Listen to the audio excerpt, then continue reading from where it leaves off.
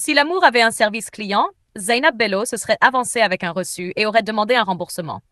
Mais au début, l'amour semblait propre, poli, doux, bien emballé. Elle a rencontré Kunle Adebayo un mardi soir, quand l'ennui l'a poussée à répondre à un DM qu'elle aurait normalement ignoré. Sa grammaire était correcte, déjà un signal vert à ses yeux. Il n'était pas bruyant, il n'était pas insistant. Il ne l'a pas appelée baby girl dans les 5 premières minutes. Rien que ça ressemblait au destin. Kunle était tout ce que Zainab pensait avoir prié pour sans jamais l'avoir clairement formulé. Il disait travailler dans le conseil privé, ce qui sonnait riche sans sonner criminel. Il parlait calmement, riait doucement et ne levait jamais la voix. Quand Zainab se plaignait du trafic de Lagos, Kunle compatissait comme un homme qui l'avait souffert spirituellement. « Je déteste le stress », disait-il souvent. « Je valorise la paix. Je n'aime pas le drama. » Zainab acquiesçait, sans savoir que je déteste le drama est souvent prononcé par des gens qui en produisent en grande quantité. Ils étaient en relation à distance, mais Kunle compensait par sa générosité. Il envoyait de l'argent pour le déjeuner. Il lui achetait des perruques qu'elle n'avait pas demandées. Quand l'écran du téléphone de Zainab s'est fissuré, Kunle l'a remplacé en moins de 24 heures. « Tu n'as pas besoin de me supplier, disait-il fièrement. Si je tiens à toi, je subvins. » Et il le faisait, financièrement, émotionnellement, numériquement, mais pas physiquement. Chaque fois que Kunle venait dans sa ville, il restait à l'hôtel, de beaux hôtels. Des hôtels avec des miroirs partout et des serviettes pliées comme si elles avaient été formées à l'étranger. Zainab plaisanta un jour. « Tu es secrètement sans abri ?» Kunle a ri trop vite. « Non, non, j'aime juste ma vie privée. » La vie privée est devenue son mot préféré. Elle n'a jamais vu sa maison, n'a jamais rencontré un seul ami, n'a jamais entendu de bruit de fond suggérant une vie au-delà de son téléphone. Quand elle demandait distraitement « Je peux venir te rendre visite la prochaine fois ?» le sourire de Kunle se figeait. Juste une seconde. « Mon logement est en rénovation, disait-il. Puis plus tard, mon cousin y séjourne. Puis encore plus tard, ce n'est pas prêt pour recevoir des visiteurs. Des visiteurs. Comme si elle était DHL. Zainab ignorait le malaise. L'amour fait ça. Il devient un expert professionnel des excuses. Et puis Kunle était constant. Il appelait chaque soir, priait avec elle, demandait des nouvelles de sa mère, lui rappelait de verrouiller ses portes. Un homme qui te dit de verrouiller tes portes ne peut pas être dangereux, non? En octobre, il a commencé à planifier Noël. « Je veux qu'on soit ensemble cette année, » dit Kunle. « Ma maison sera prête. Je veux cuisiner pour toi. » Le cœur de Zainab dansait. Une maison, enfin. Un vrai endroit. Elle imaginait des photos encadrées, peut-être un porte-chaussures en désordre, une preuve d'existence.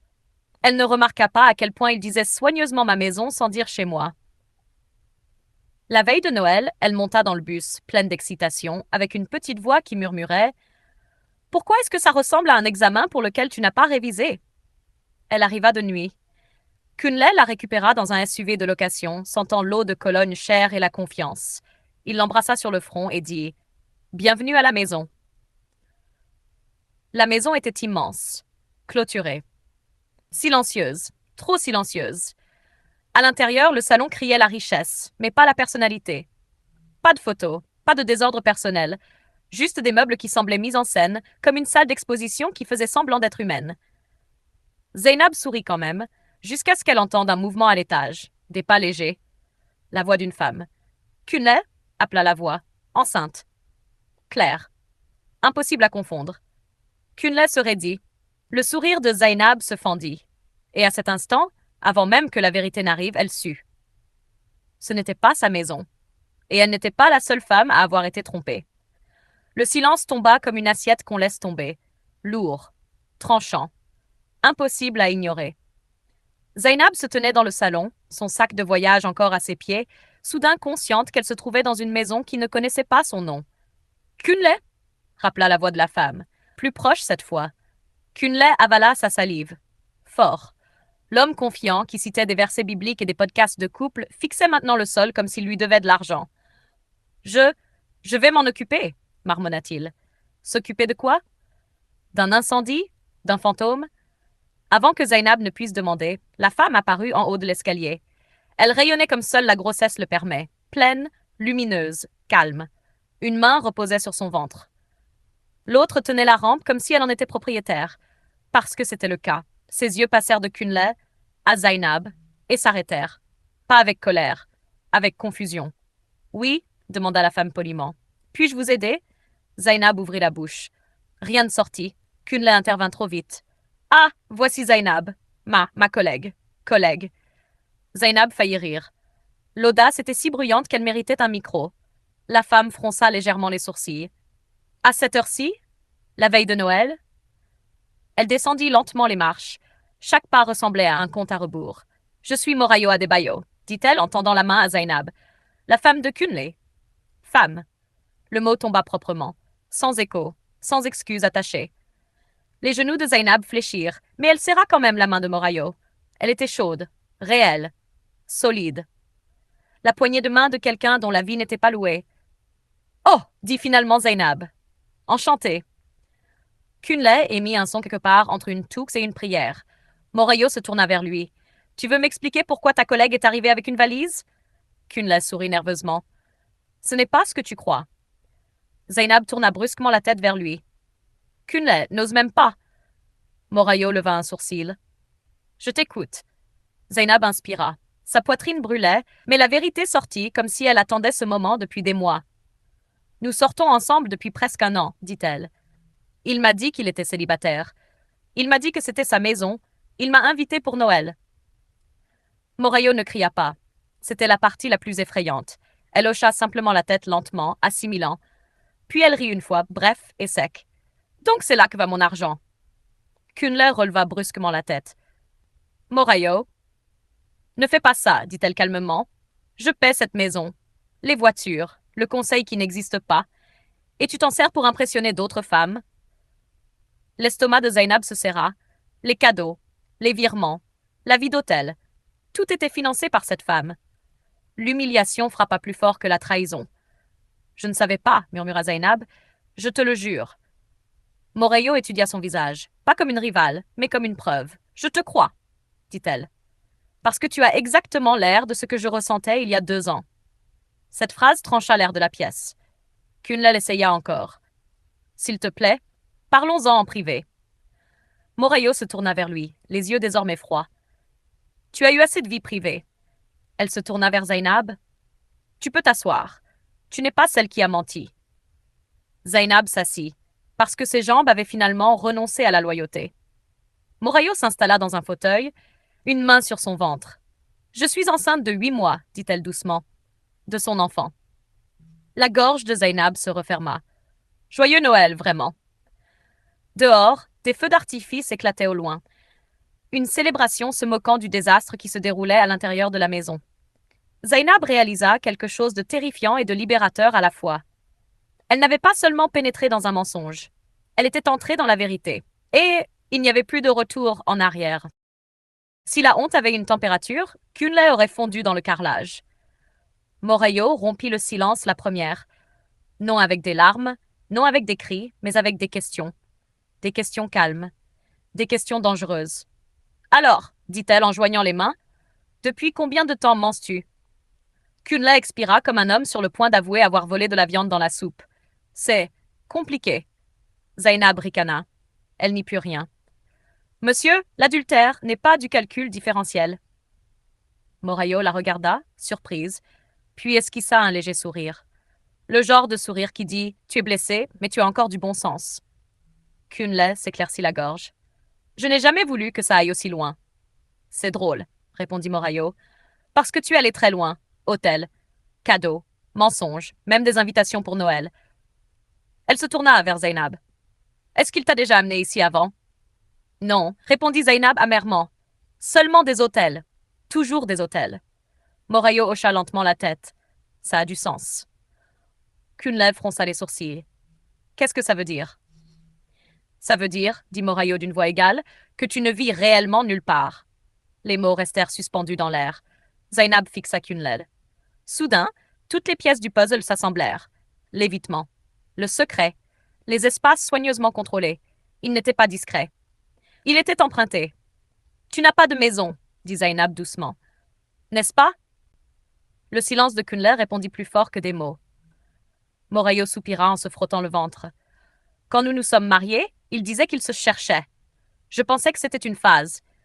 J'ai payé le loyer, j'ai acheté les voitures, j'ai financé son business. Je croyais en lui. La poitrine de Zainab se serra. Il m'a dit qu'il avait réussi, qu'il s'était fait tout seul. Morayo rit, cette fois, sèchement, fait tout seul avec mon compte bancaire. Kunle se leva soudainement. Ça suffit, j'en ai marre d'être attaqué. Vous agissez comme si j'avais tout planifié. Zainab se leva aussi. La colère remplaçait enfin le choc. Tu as tout planifié. Les mensonges, les hôtels, l'argent. Tu as même planifié mon ignorance. La voix de Morayo se durcit. Assieds-toi, Kunlel. Il se figea, puis s'assit. Elle le regarda comme une propriétaire évaluant un locataire qui n'avait pas payé son loyer depuis des mois. Tu m'as menti, dit-elle. Tu m'as utilisé. Tu m'as humilié. Et tu l'as fait pendant que je portais ton enfant. La voix de Kunle s'abaissa. Je voulais juste me sentir comme un homme. Zainab rit amèrement. Les hommes ne volent pas des identités pour se sentir importants. Morayo ferma brièvement les yeux. Quand elle les rouvrit, quelque chose avait changé. Zainab, dit-elle doucement, je veux que tu comprennes quelque chose. Tu ne m'as pas pris mon mari. Je l'ai perdu le jour où il a décidé de mener une double vie. Zainab hocha la tête, les larmes coulant enfin. Je me sens stupide. Tu ne l'es pas, répondit Morayo. Tu as été ciblé. Ce mot ciblé frappa fort. Morayo se leva lentement. Tu peux rester pour la nuit, il est tard. Zainab secoua immédiatement la tête. Non, je ne peux pas. Cette maison, elle n'est pas empoisonnée, mais les souvenirs le seront. Morayo comprit. Elle se tourna vers Kunlel.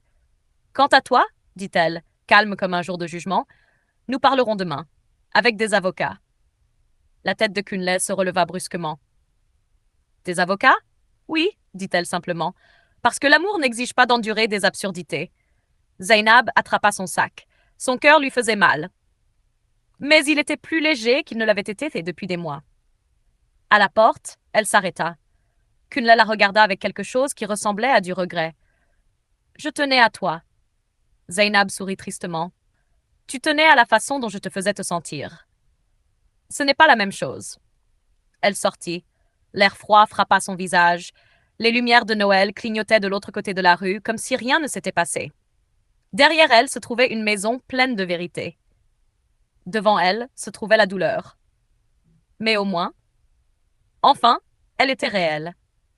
Zainab passa le matin de Noël dans un hôtel de bord de route qui sentait faiblement le désinfectant et le chagrin. Ce n'étaient pas les fêtes qu'elle avait imaginées. Pas de pyjama assorti, pas de photo notre premier Noël ensemble. Juste elle, une tasse de thé fade et un téléphone rempli de messages sans réponse de Kunlel. Elle ne répondit pas. Le silence, réalisa-t-elle, était son premier acte de respect envers elle-même. Pour le nouvel an, elle était de retour à Lagos, de retour dans son petit appartement, de retour à une vie qui semblait soudain plus honnête, même dans son désordre.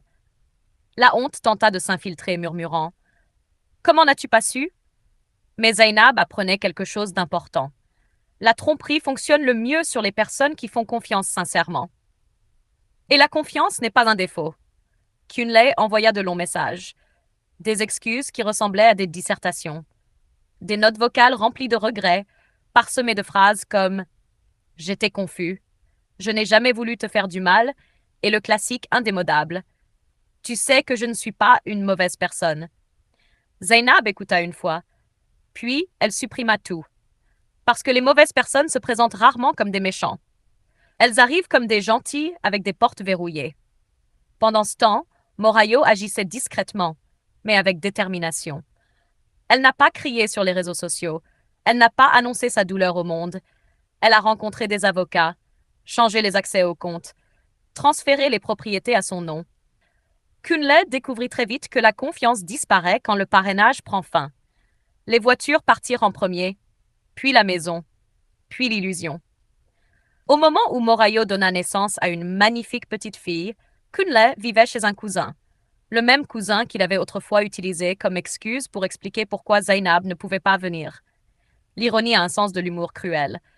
Morayo nomma sa fille Ireolua, la bonté de Dieu, parce que survivre en soi est une bénédiction. Zainab se concentra sur sa guérison. Elle alla en thérapie. Elle recommença à rire, lentement, prudemment. Elle apprit à poser de meilleures questions et à écouter quand les réponses étaient trop parfaites. Elle apprit qu'un amour qui te cache ne te protège pas. Il t'efface.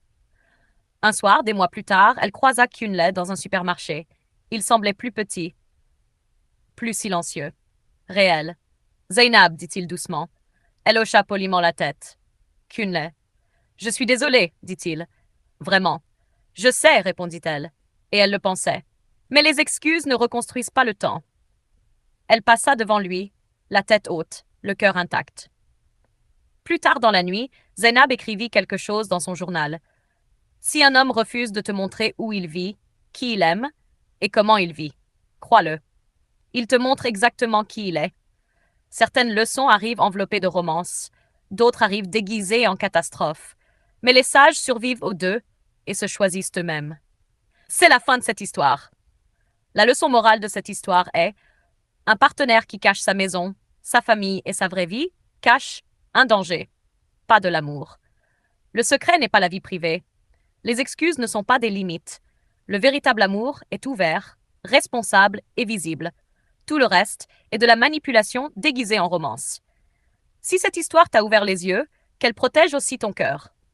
L'amour ne devrait jamais exiger le silence, le secret ou des portes verrouillées. Si tu as aimé cet épisode, aime, partage et abonne-toi pour plus d'histoires puissantes qui exposent les vérités cachées et célèbrent l'estime de soi.